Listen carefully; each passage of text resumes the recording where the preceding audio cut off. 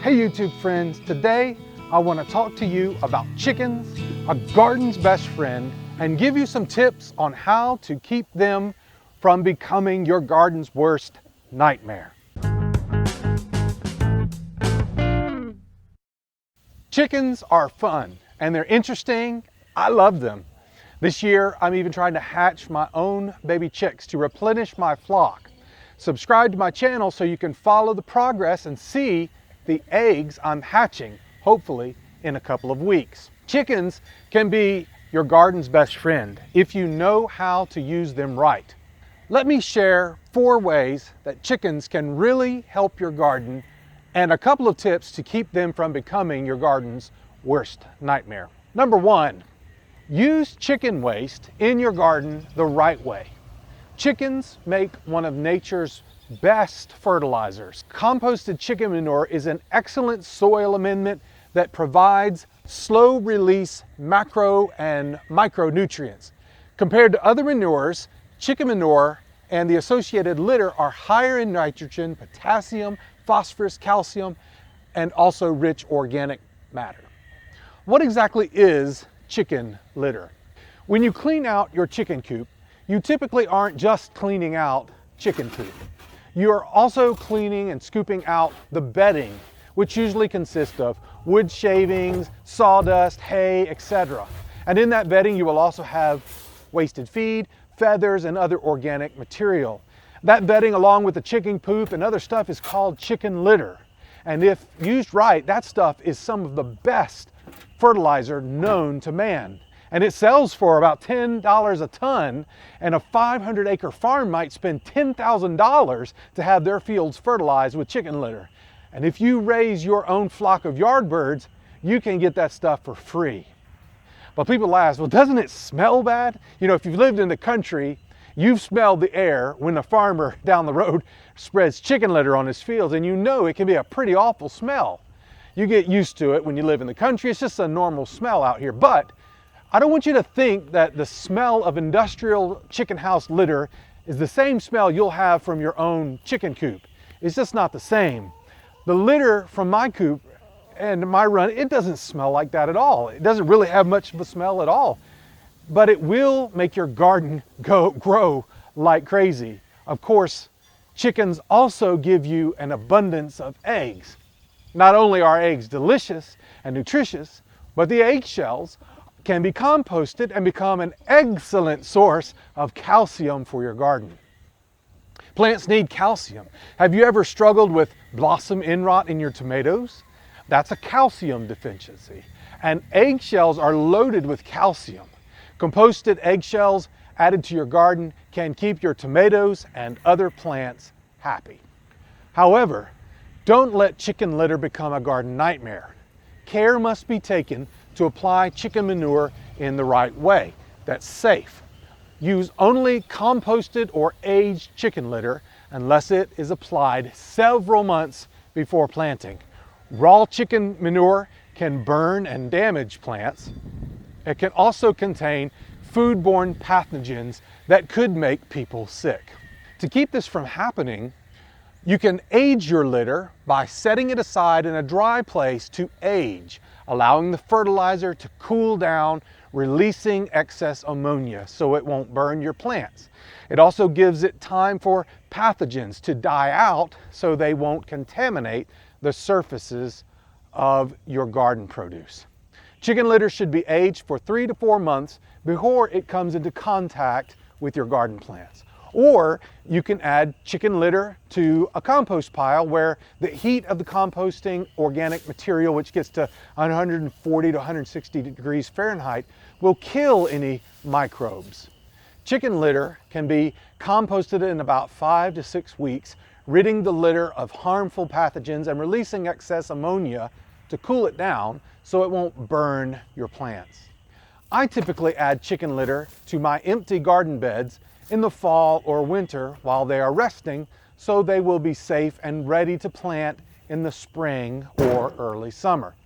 Aged or composted chicken litter should be applied no later than 90 days for non-ground contact vegetables like tomatoes, cucumbers, and peppers, and no later than 120 days for crops that touch the ground, like lettuce, strawberries, and carrots. Always wash garden produce thoroughly before eating. Number 2, chickens can be excellent garden recyclers. Chickens love a lot of the stuff in the garden that we don't want anymore. Things like overripe or rotten vegetables, peels, plants that you pull up to get out of the garden. Don't you hate it when you pick a big, beautiful tomato and then notice that a big worm has bored down into it? I find consolation by feeding that tomato to my chickens. They'll eat the tomato and the worm, and they'll turn it all into a beautiful fertilizer that can grow new tomatoes next year. Nothing has to go to waste in your garden when the garden's best friends, the chickens, are busy recycling. Last year, I found a bunch of Japanese beetle grubs hiding under some stepping stones. Ugh, I hate Japanese beetles. They're the worst in my garden. I took tremendous pleasure in feeding those grubs to my chickens. Those grubs were like a delicious shrimp cocktail to my chickens, a delicacy. Good to know those 30 or 40 grubs won't be destroying my garden this year. And that brings me to a third way chickens can be your garden's best friend. Number 3, chickens can help control bugs in your garden and in your lawn. It's very healthy to let your chickens free range. In the off season, I like to open up the chicken coop just about every day and let my birds out to roam around in my yard hunting for bugs. At night, they habitually return to roost in their run, and I just close the gate at night to keep them safe. This makes for the healthiest, happiest birds and for the tastiest, freshest eggs. It also means I have a flock of sharp-eyed birds walking around in my garden all day, pecking away at bugs. And chickens aren't going to eat all the bugs in your yard, but they'll eat a lot, and that's good. It's good for your chickens, and it's good for your garden. Number 4, chickens also help till up your soil. Chickens love to scratch around at the soil. They scratch 2 or 3 times, and then they inspect to see if they stirred up a bug or a worm. And chickens may be small, only about 5 pounds each, but they are relentless. That 5-pound chicken will scratch at the ground all day long, and a crew of 10 birds can scratch up quite a bit of ground.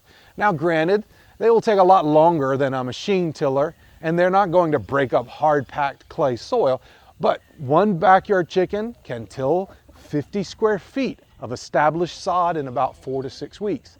Imagine what a crew of 10 birds can do. Of course, chickens have a mind of their own, and they aren't going to focus on a nice, neat little one-bed area in your yard to till.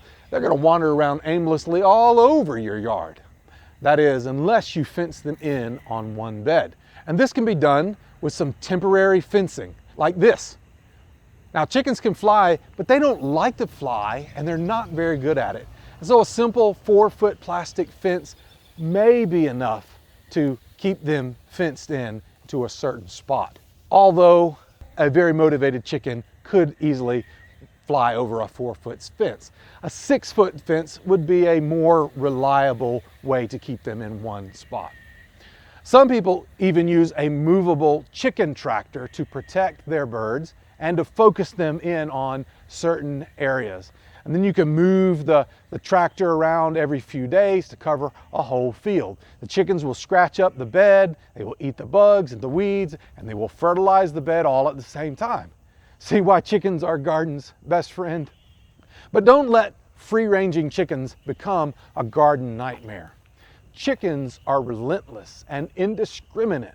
They will eat bugs and scratch up soil, but they will also eat your garden and scratch up your plants. Chickens love lettuce and cabbage and broccoli and collards, almost anything else that grows in the garden. Even if they don't like a particular plant, they will nibble it down to a nub just to taste it and see. Plus, their relentless scratching can destroy anything you are trying to grow, especially tender seedlings and flowers. There's nothing worse than spending several weeks or months gently growing a seedling and then several hours tenderly planting and nurturing it into your garden, only to have them destroyed in just a few minutes by a horde of hungry hens. What a nightmare. So be sure to protect your garden.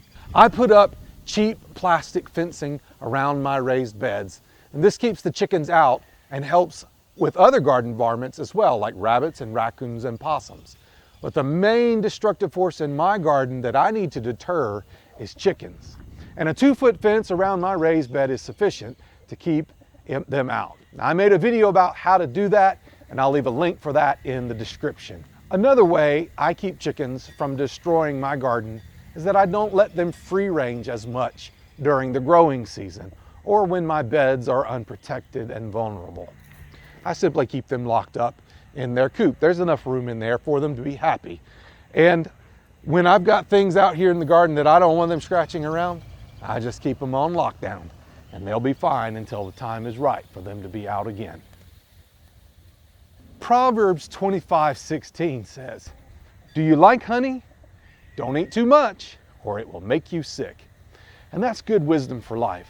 And I'm not just talking about honey. It's true in most things in life. Another way of saying this might be everything in moderation.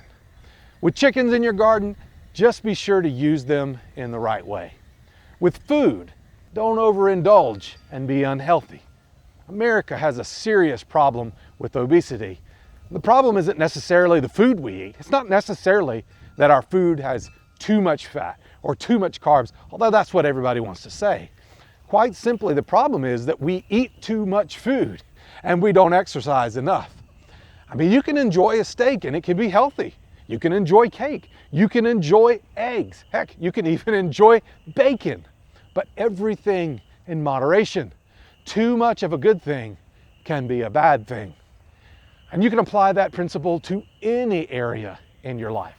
If you're too focused on work, you can become a workaholic and it can destroy your life. If you're too focused on pleasure, recreation, you can become a hedonist and it can destroy your life. Too focused on religion, you can become a religious extremist and it can ruin your life and everyone else's too. Too focused on rejecting religion, you can become a narcissist. Too focused on yourself, and you can ruin your life and ruin everyone else's. Too much of a good thing is a bad thing. Everything in moderation. This is the wise way to live. So let's try to do that together. And let's get out there and let's grow and be fruitful.